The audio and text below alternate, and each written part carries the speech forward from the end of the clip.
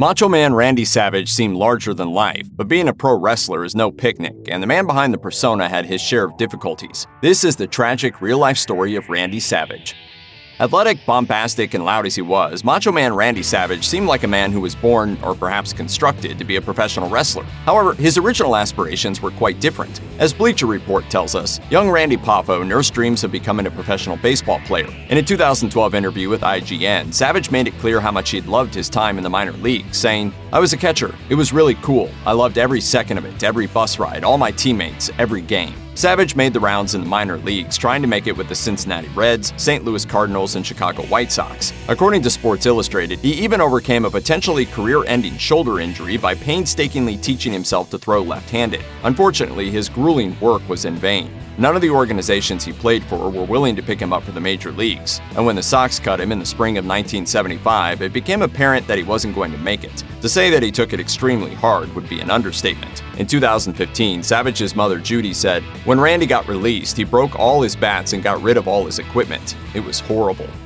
As CBS Sports tells us, Randy Savage's Macho Man mode wasn't always limited to the ring and interviews. According to fellow wrestler Steve the Brooklyn Brawler Lombardi, Savage was very intense and retained his distinctive Macho Man persona both on and off the camera. His interviews, when he spoke, it was not just on TV. He spoke like that in real life. "Oh yeah, let me tell you something, brother." For Sports Illustrated, pro wrestling legend Stone Cold Steve Austin has expressed a similar sentiment. His intensity, his promo style, he was the Macho Man 24/7, 365, and he was that before he got to the WWF. Sadly, Savage's constant intensity also manifested in less savory ways. In 1978, he was involved in a massive brawl at a Waffle House and was so out of control that the police needed to use their batons, mace, and a police dog to take him down. Savage later admitted that he was, quote, "a little hyper." According to the Morning Call, another even worse incident landed him in court in 1988. Allegedly, a fan approached him when he was idling at a red light and asked for an autograph. Savage's alleged response was to get out of the car, punch the fan in the face, and body slam him before reportedly saying, "How's that for an autograph, boy?" Jake the Snake Roberts is one of the more tragic figures in the pro wrestling community, and when he crossed paths with Randy Savage in 1991, dark clouds loomed on the horizon. Roberts' gimmick involved live snakes, and as Pro Wrestling Stories tells us, it soon became evident that Savage wasn't happy when he found out that his upcoming match with Roberts would end with him getting bitten by a snake.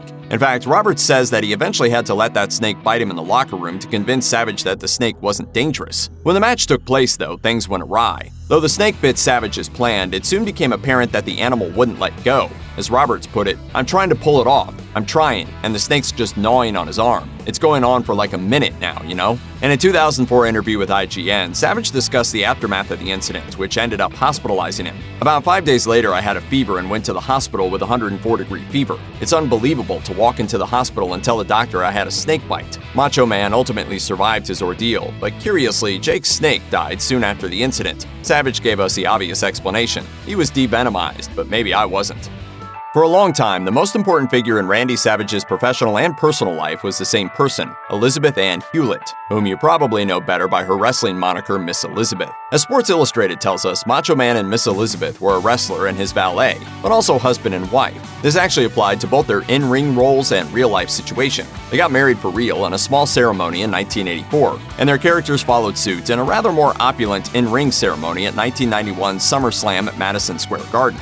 Unfortunately, their doubly committed union didn't turn into happily ever after. Savage was an extremely jealous man and tried to protect, or as it often appeared, hide Elizabeth from the prying eyes of fellow wrestlers. As Hulk Hogan described it, if you even looked at Elizabeth the wrong way, then holy shit, Randy would freak out. If you ever wanted to get him lit up, you just have to look at Liz. Despite, or perhaps because of this, Miss Elizabeth filed for divorce in 1992. To add insult to injury, Savage's later WCW tenure used their divorce as part of a storyline. Randy, how's Miss Elizabeth doing? Well, bottom line is we got a divorce. It's almost impossible to talk about Randy Savage without bringing up his most famous tag team partner, Hulk Hogan. As TalkSport tells us, Macho Man and the Hulkster started out as bitter in-ring enemies, but in 1987, the powers that be decided to pair the two superstars. The ensuing tag team was very fittingly known as the Mega Powers, and judging by the fact that Hogan was the man who inducted Savage into the WWE Hall of Fame, it's easy to think that these two pillars of pro wrestling remained buddies for life. Alas, as is so often the case, the reality was far unhappier.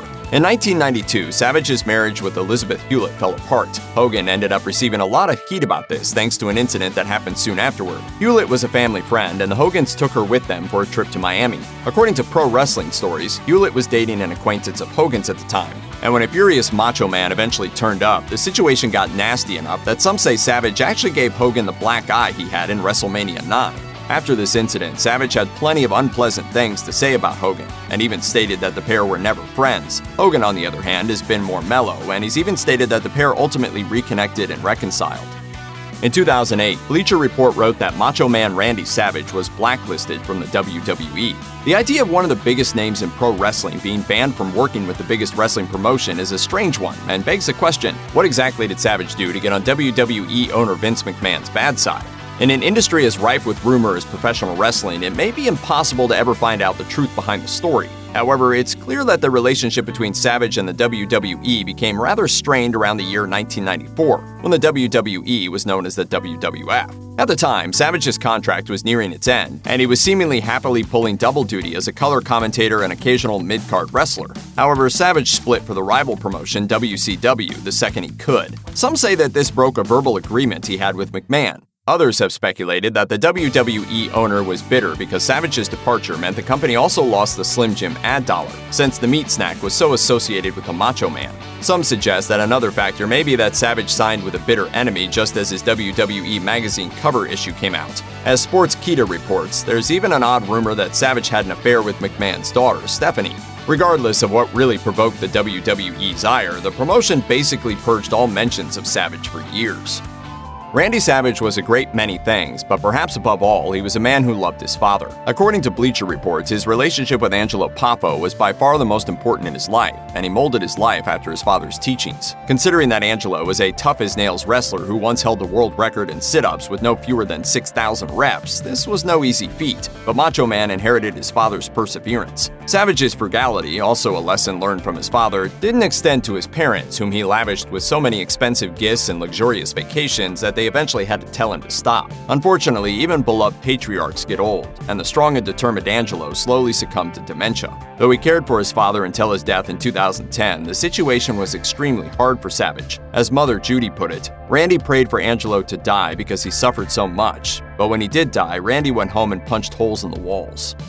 Macho Man Randy Savage lived an intensely physical life, and he suffered his share of nasty injuries over the years. According to Sports Illustrated, his first major injury came before he even started wrestling. In 1973, he was still trying to make it as a baseball player when an incident described as a home plate collision wrecked his right shoulder. As Bleacher Report tells us, Savage's actual wrestling career wasn't much kinder to his body. In fact, towards the end of his life, he often talked about the daily pains he lived with. Kid, I'm not gonna lie to you, I'm in a tremendous amount of pain.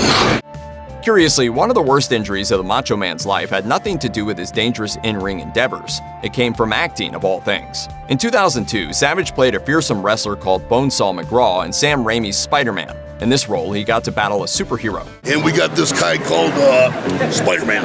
Beat him up, knock him out. But the price for this prestige was high. The fight required several takes of a particularly nasty bump that involved McGraw landing on his head. Being a professional wrestler, Savage refused to use a stuntman. As a result, his neck was more or less irreparably wrecked. Savage's brother Lanny explained, he needed a lot of physical therapy, but he was never the same. Instead of turning his neck to see you, he turned his torso.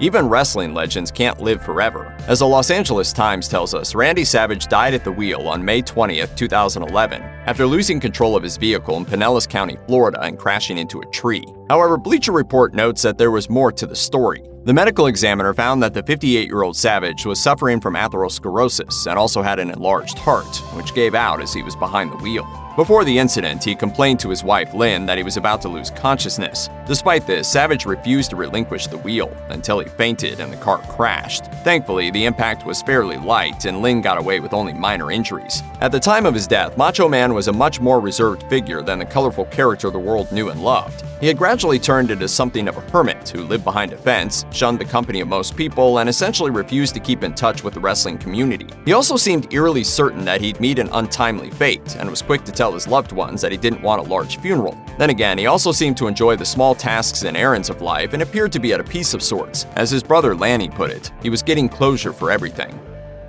Check out one of our newest videos right here. Plus, even more grunge videos about your favorite stars are coming soon. Subscribe to our YouTube channel and hit the bell so you don't miss a single one.